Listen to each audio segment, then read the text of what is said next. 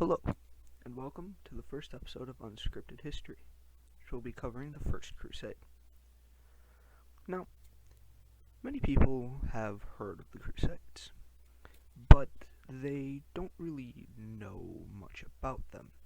They know the battle cry, Deus Vult, and they know the meme about reclaiming Jerusalem. However, what they don't know is the actual story of the First Crusade, or the Crusades in general, but I'm just going to be talking about the first one. Now, what led to the First Crusade exactly? Well, there were a number of things, really. First and foremost, Jerusalem, the holiest city in Christianity, had been taken by the Muslims a couple hundred years before the First Crusade. They had taken the land from the Byzantine Empire, which was the successor of the Roman Empire, and lasted from the split of the two in 476 until the final sacking of Constantinople by the Ottoman Empire in 1453.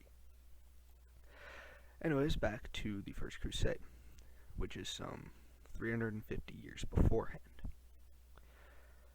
Around the time of the Crusade, a new pope had been elected. This man was Pope Urban II, and he decided it was a great time to take Jerusalem back for Christianity. He wanted a holy war to reclaim the holiest place in his religion, and in the religion of the vast majority of Europe at this point.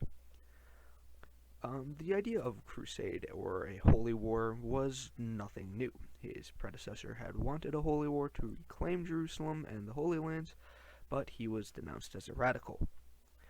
Urban II was much more politically astute than his predecessor, and was able to convince the secular leaders of Europe that the time was right to get Jerusalem back.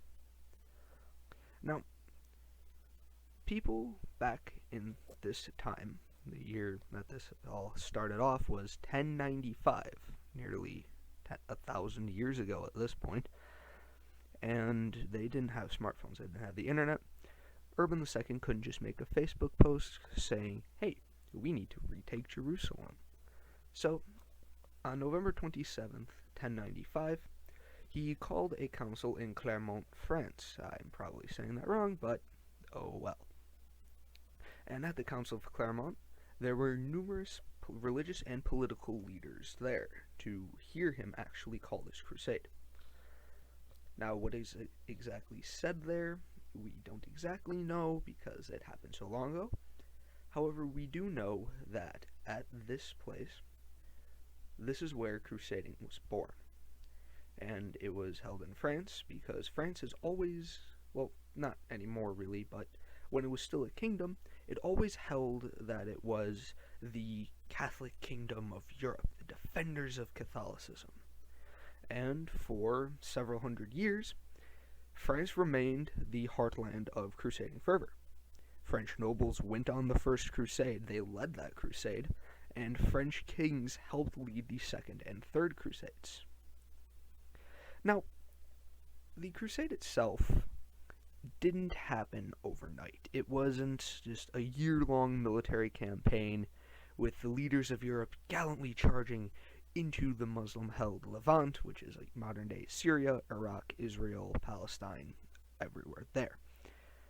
Instead, it was a long process of gathering troops, money, and equipment to be used to reclaim Jerusalem as the final goal. Now, I know you're asking, who are the leaders? We know that Pope Urban II called the crusade, but who led it? For the Latin Christians, which are the Western European Christians in countries like France, Germany, and Italy, I will refer to them as Latin Christians here on, were the Counts Godfrey de Bouillon, Raymond of Toulouse, Baldwin de Bouillon, spelt differently because France, Bohemond of Taranto, and Tancred of Hauteville, who happened to be Bohemond's nephew. And the major religious leader, other than Pope Urban II for the Latin Christians, was Bishop Adhemar of Le Puy, I'm probably pronouncing many of these locations wrong, but please bear with me. The First Crusade was also a response to a call for aid from the Byzantine Emperor Alexius Komnenos. And he was the major political leader of the Eastern Christians, what is now known as the Orthodox Church. He was the big political leader there. And of course, there were some major political leaders in the Middle East for the Muslims. They were, for the most part, the three big ones: Kilij Arslan, the leader of the Seljuk Turks in Asia Minor; Dukak of Damascus, I'm probably saying that name wrong, so I'm sorry; and Kerboga, a general and the Atabeg of Mosul, which is in modern-day Syria, as is Damascus. Now, the first wave of Crusaders was not an officially sanctioned crusade. It is instead known as the People's Crusade or the Peasants' Crusade. What happened here was a mess. In 1096, a year after Pope Urban II's call for crusade, a large number of ill-equipped commoners and peasants, which is why it's called the Peasants' Crusade, started following this religious leader named Peter the Hermit. And unfortunately, their march to the Holy Land didn't go well. They were stopped pretty much as soon as they entered Asia Minor by a large Turkish army. However, this defeat of the People's Crusade, which would result in their army, quote-unquote, being massacred, and the survivors and non-combatants enslaved. And this would prove to be actually beneficial for the early military movements of the First Crusaders, because this is the actual army, the professionally trained army of infantrymen and knights that started marching in 1096. They would make it to Constantinople at the end of the year in early 1097, where they would easily march through parts of Asia Minor with promises to Byzantine Emperor Komnenos to give any conquered lands back to the empire, because the Holy Land and the rest of Asia Minor were originally Byzantine lands that were lost to the Turks and other Muslim states over the past few centuries. And because of the People's Crusade, they initially met with little resistance. Kilij Arslan had heard of a Frankish army entering his territory, and he assumed it would be another just poorly trained excuse of an army like the Peasants' Crusade the year before. Unfortunately, the first military action of the crusade would be capturing Nicaea, which was the Seljuk capital until 1097, when it was conquered by the First Crusaders. Now, after this conquest, the conquest of his capital, Kilij Arslan started to take the crusading army seriously. Like I said, he had originally underestimated them because of the People's Crusade in 1096. And because of this, he started sending out large detachments of troops to actually meet the Crusaders in battle. And the first major battle between the two sides would take place at a place called Dorylaeum, where Kilij Arslan's cavalrymen would take on Bohemond of Taranto's army.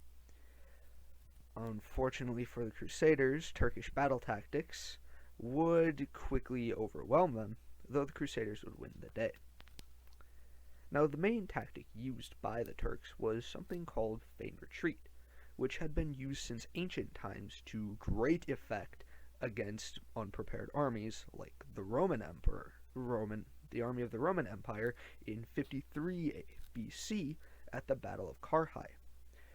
Much like the Battle of Dorylaeum, the Parthians used their lightly armored cavalry to great effect against the heavily armored Romans, where they would have their cavalry archers draw enemy armies into a trap. They would take sections of that army, they would lead it away, turn around, and slaughter the lot of them.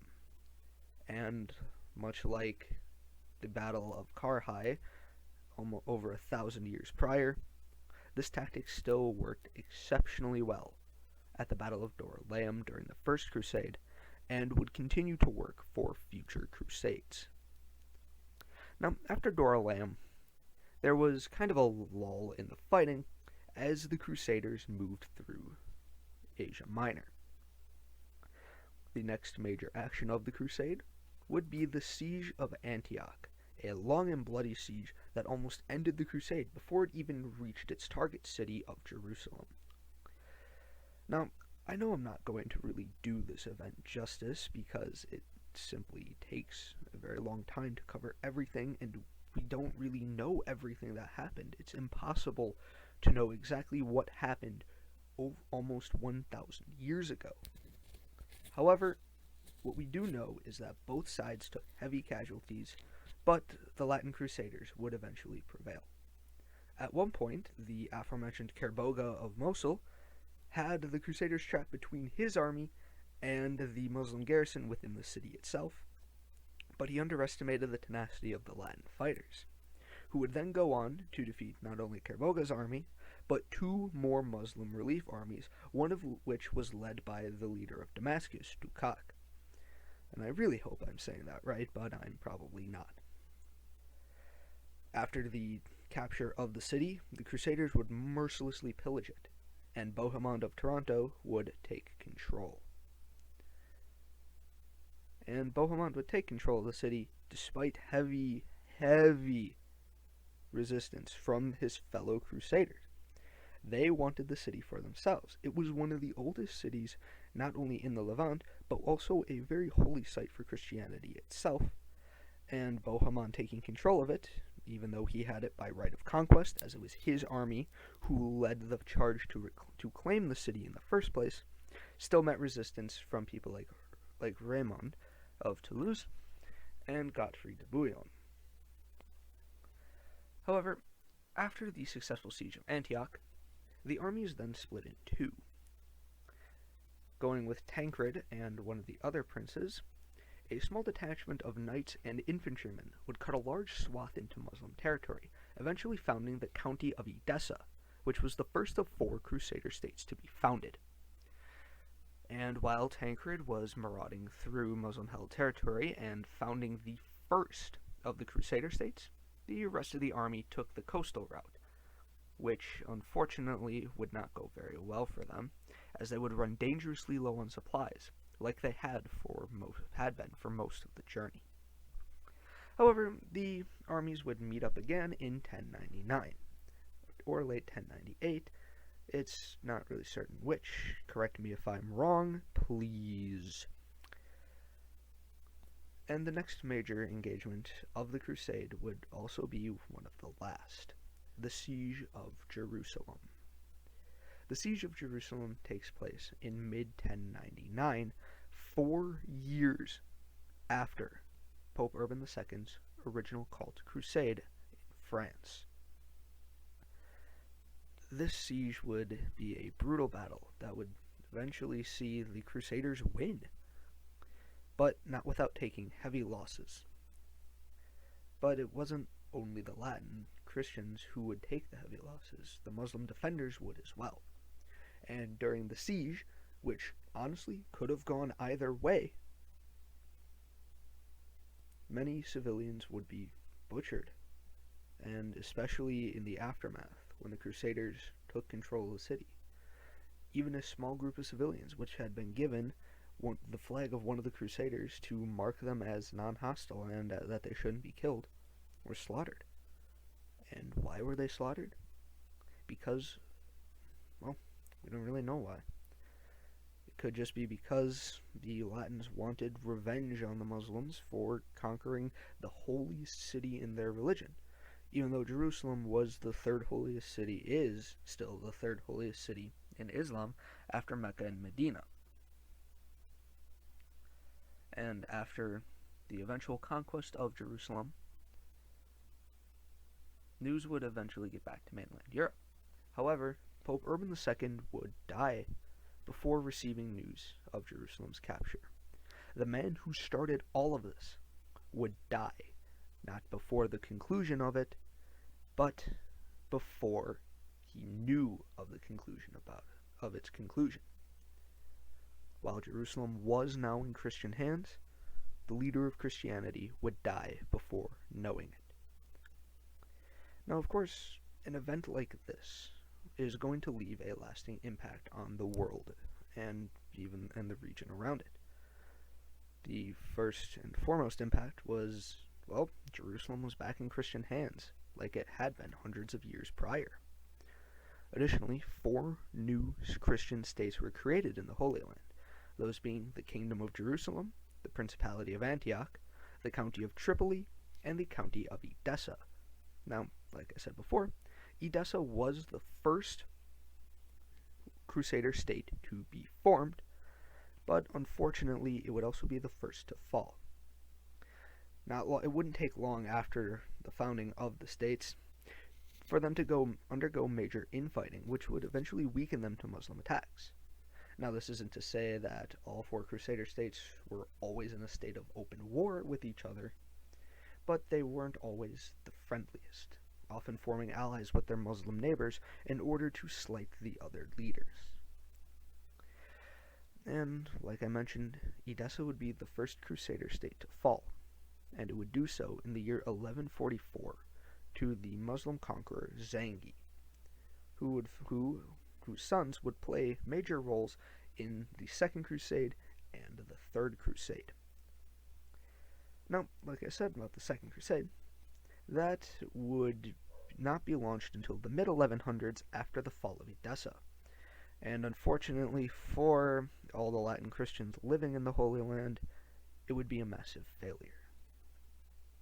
However, the Holy Lands, or at least in some part, would be in Christian hands for the next couple hundred years in cities like Acre and Jerusalem. Unfortunately, Jerusalem wouldn't hold out for very long, but cities like Acre and the County of Tripoli would hold. And crusading itself would last for a further almost 400 years after 1099 until the 1400s. And the 1444 Crusade of Varna, which was led by the Hungarians, was the last notable crusade, it was defeated at the Battle of Varna by the Ottoman Turks. However, as a direct result of this crusade, seeing the success of it, crusading would expand its focus from conquering the Holy Land and fighting the Muslims to the pagans, converting them by force to Christianity. Now, even though Europe was predominantly Christian at this time, there were still large groups of pagans living in the Baltic regions in northern Europe, the far reaches of northern Europe. We're talking northern Finland, northern Sweden, Russia, Lithuania, over there, northeastern Europe for the most part. And this would see a couple hundred years of brutal crusades in these areas, forcefully converting the population to Roman Catholicism. And even other Catholics would be targeted. The Cathars in France, for example, would undergo their own crusade, often called the Crusade against the Cathars or the Albigensian Crusade. And while I don't have time to talk about those events, they were brutal repressions of these peoples, forcing them to convert to the mainstream form of Roman Catholicism. This has been the first episode of Unscripted History covering the First Crusade. Thank you for listening.